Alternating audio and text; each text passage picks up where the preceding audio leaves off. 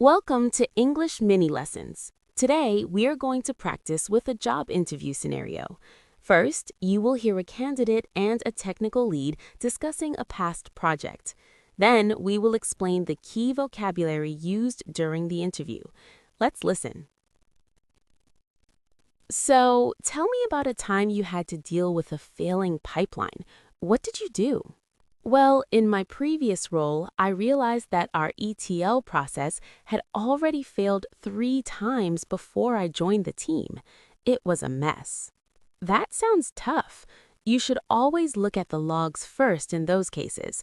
What was the root cause? Exactly. I found that the previous engineer had forgotten to partition the tables. The data was growing too fast.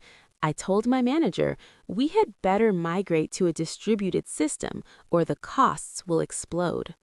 Good advice. And how did you handle the transition? We ought to have done it sooner, but I implemented a temporary workaround while we built the new architecture. By the time we finished the migration, the performance had already improved by 50%. Impressive. You should definitely mention that in your technical presentation. That was a great example of a professional interview. Now, as we promised, let's analyze the word power-up from this conversation to understand the technical terms. Let's start with root cause. This is the fundamental reason why a problem happens.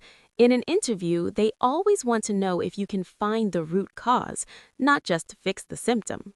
Another important one was partitioning. For a data engineer, partitioning is the act of dividing a large database into smaller, more manageable parts to improve speed. And we heard the word ETL again. It stands for extract, transform, and load. It is the core process of moving data from one place to another.